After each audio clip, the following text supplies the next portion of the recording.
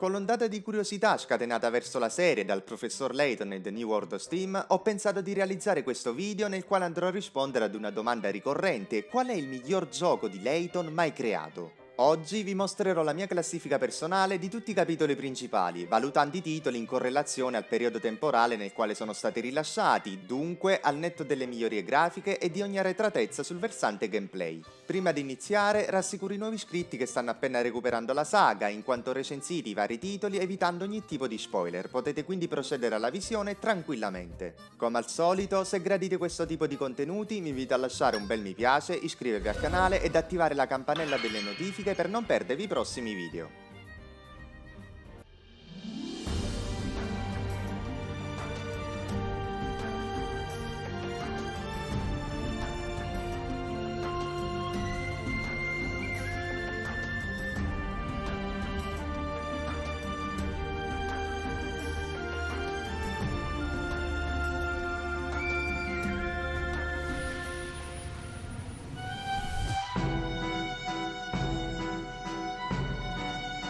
Anno 2013, veniva rilasciati il professor Layton e l'eredità degli Aslant, quello che veniva definito come l'ultimo gioco della serie. Negli anni successivi la community era in lacrime, sperando un giorno in un suo ritorno. Poi, nel 2017 venne rilasciato un nuovo capitolo della saga Layton con protagonista Catriel, ed è evidente già fin dal trailer come Level 5 abbia utilizzato al massimo questi 4 anni per trovare un modo di distruggere completamente la magica serie che era riuscita a creare. Non so cosa sia accaduto, ma sono riusciti a creare l'anti-Layton per eccellenza. Non tanto per la protagonista, in quanto il suo design è davvero ottimo, ma per la trama dell'opera totalmente immatura rispetto agli standard della saga. Anzi, in realtà non è nemmeno presente una storia, perché a differenza dei precedenti giochi, in questo titolo viene proprio a mancare la divisione in capitoli, che lascia il posto a 12 casi pressoché indipendenti gli uni dagli altri, ognuno dei quali presenta delle trame a dir poco imbarazzanti. Risulta chiaro come Level 5 con questa produzione abbia puntato molto sui casual player, come dimostra la stessa piattaforma di rilascio iniziale. Catriel è approdata su 3DS e Switch solamente in seguito, ma originariamente fu rilasciata su smartphone, dispositivo perfetto per sessioni mordi e fuggi. Da qui la scomposizione delle complesse storie delle due trilogie a favore di una divisa in brevi casi, con enigmi ben distanti in termini di difficoltà a quelli a cui ci aveva abituato la serie. Penso che con Catriel Layton si sia davvero toccato il fondo, tanto che se siete nuovi nella saga vi sconsiglio fortemente di recuperarla prima dei 6 giochi del professore.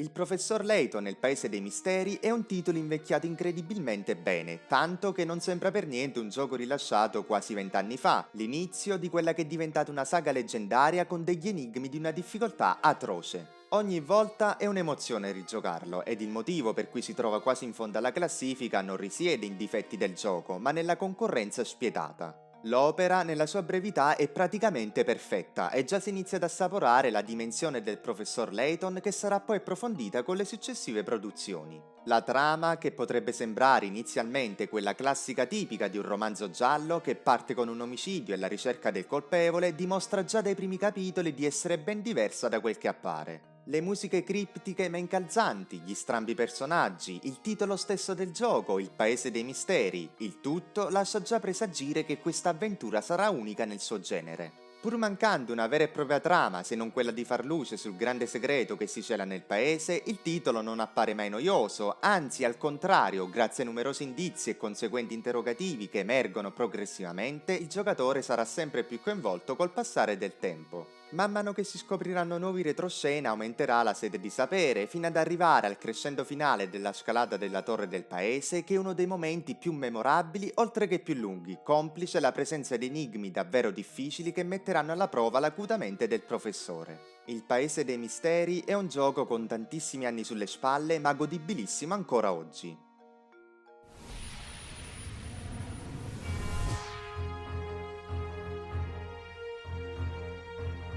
Il quinto gioco della serie Layton ha delle potenzialità enormi ed il motivo per cui non si trova ad una posizione più elevata in classifica è uno soltanto, quello che si rivelerà il suo più grande difetto. Ma partiamo dall'inizio, il professor Layton e la maschera dei miracoli è una genialata pura, tanto in termini di trama quanto lato gameplay. non affronterete un'unica avventura come accadeva nelle precedenti opere, bensì due contemporaneamente. Al termine di un capitolo, infatti, verrete catapultati nel passato del professore ed il gioco alternerà continuamente le due vicende in una storia che collegherà il passato col presente. Dal punto di vista della grafica, avendo la produzione segnato il passaggio al 3D, sono piuttosto evidenti i difetti a livello del design dei personaggi, nello specifico in quello di Layton, e per fortuna sono stati sistemati nell'eredità degli Aslant. Ma come dicevo all'inizio, non è questo il più gran difetto del titolo, quanto la fin troppo evidente risoluzione del finale dello stesso. La serie Layton ha sempre vantato intrecci articolati e colpi di scena eclatanti, ed il giocatore veniva sempre stupito nel capitolo finale una volta che il professore rivelava il vero colpevole. Complice la struttura del gameplay o la scarsità dei personaggi presentati, in tale titolo questo senso di mistero viene totalmente a mancare, in quanto è palese fin dall'inizio la reale identità del gentiluomo mascherato. E in una serie come quella di Layton, dove il dubbio è la sua caratteristica distintiva, questo è un grossissimo problema. Per fortuna salva la produzione il suo finale che, oltre ad essere maestoso come sempre, va a presentare quelli che saranno i personaggi ed il tema principale dell'opera conclusiva.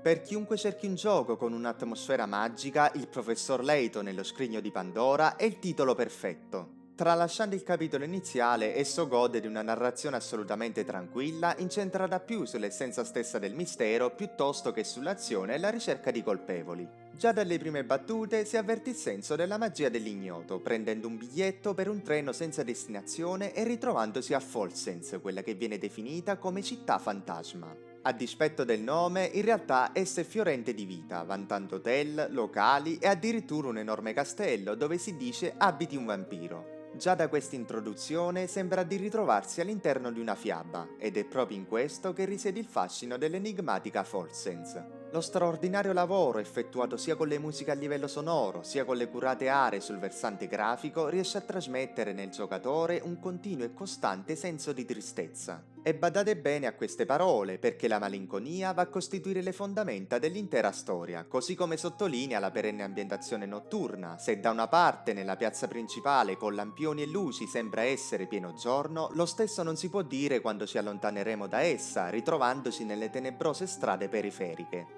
Come nel Paese dei Misteri non c'è nulla che coinvolga Layton di persona, eppure il clima che si viene a creare riesce a far leva sulla sensibilità del giocatore e a trascinarlo in un mondo dal quale non ne vorrà più uscire. Le claustrofobiche miniere, la buia foresta, fino ad arrivare al suggestivo lago ghiacciato, la varietà di luoghi non smette mai di stupire, e la pertinenza di molti enigmi su punti di interesse della città che vanno a fondere aspetto ludico e narrativo rende il professor Layton e lo scrigno di Pandora un'esperienza unica nel suo genere.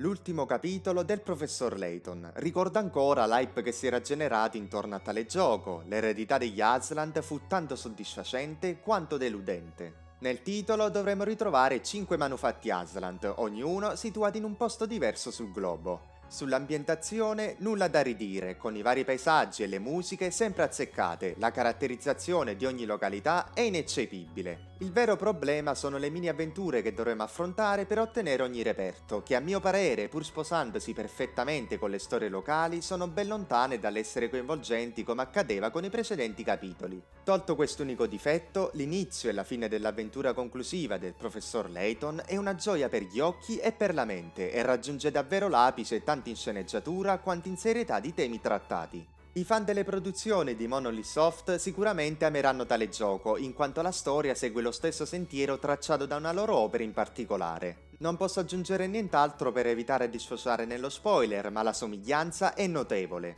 Se al netto del capitolo iniziale la trama sembra non decollare, è nel finale che è concentrata la vera essenza della storia non solo di questo capitolo, ma dell'intera saga. Non mancheranno colpi di scena, momenti adrenalinici e molto altro in quella che doveva passare alla storia e c'è certamente riuscita alla grande come la degna conclusione della serie del professor Layton.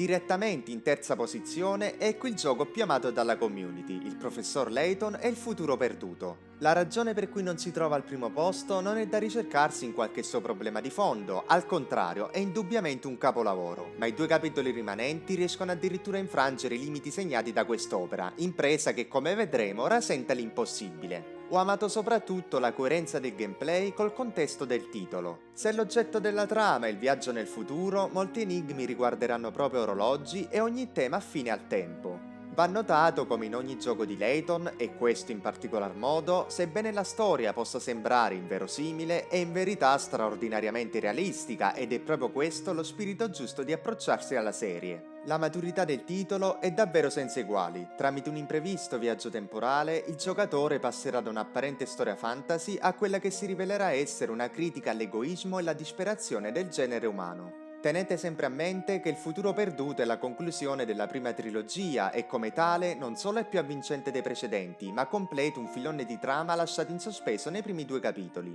E a differenza di quest'ultimi, dove seppur difficilmente si può capire dove stia andando a parare la storia, l'opera in questione è una narrazione talmente insana che sarà faticoso finanche seguire la spiegazione finale di Layton quando farà luce sull'accaduto. Il futuro perduto è uno dei picchi più alti toccati dalla serie e merita di diritto di essere sul podio.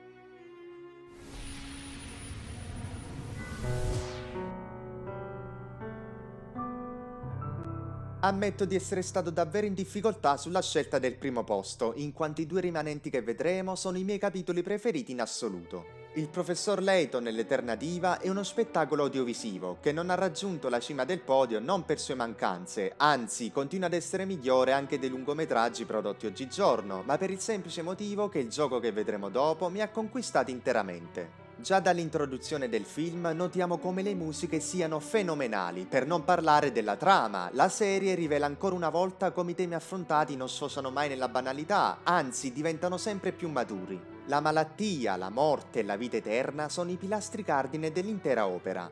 Durante uno spettacolo, un losco individuo lo trasforma in un gioco mortale. Chi sbaglierà gli enigmi proposti sarà ucciso, mentre chi arriverà alla fine otterrà l'elisir di giovinezza, che rende immortale chiunque lo beva. Ho sempre apprezzato la reazione realistica dei partecipanti una volta ascoltate le istruzioni. C'è chi si fa prendere dal panico e chi invece, non avendo nulla da perdere, tenta tutto il possibile per giungere al traguardo, con la speranza di ottenere il tanto agognato premio. Anche in questo capitolo il surreale lascia presto spazio ad una trama molto triste con intrecci narrativi realizzati in maniera divina. Gli eventi della sequenza finale con la sua canzone catartica che rende l'esperienza stessa della visione della scena trascendentale sono quelli che hanno fatto conquistare al lungometraggio il secondo posto in classifica. Il Professor Layton e l'Eterna Diva è un film che fin da subito non perde tempo nel presentarci tematiche molto profonde e che grazie alla sua colonna sonora spettacolare rimarrà impresso nella memoria dello spettatore per sempre.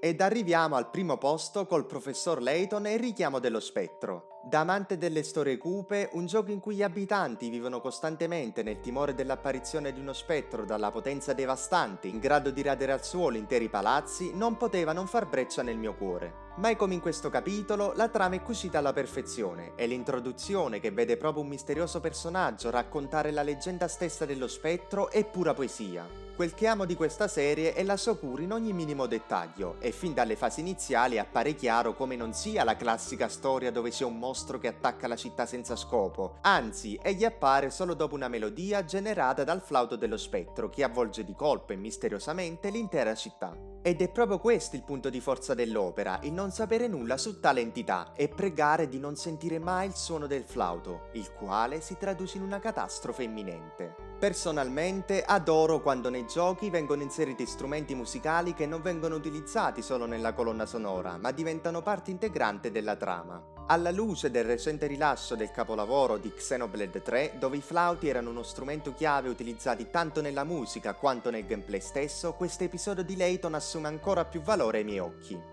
Gli ultimi capitoli del gioco, poi, dove tramite vari indizi si arriva a comprendere la reale natura della minaccia e le sue motivazioni, sono costruiti in maniera magistrale. Essi, assieme all'epilogo, sono l'ennesimo motivo che hanno reso il Professor Layton e il richiamo dello spettro il mio episodio preferito dell'intera saga.